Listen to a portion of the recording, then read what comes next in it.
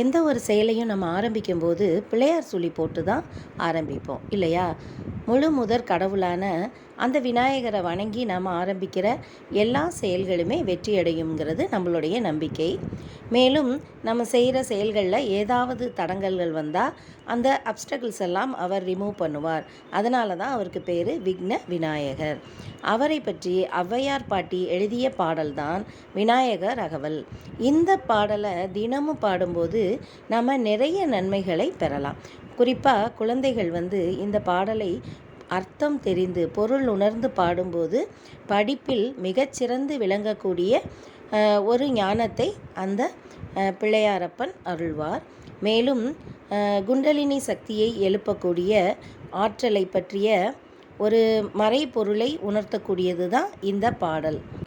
இவ்வகவலை பாராயணம் செய்து பலனடைவோம்.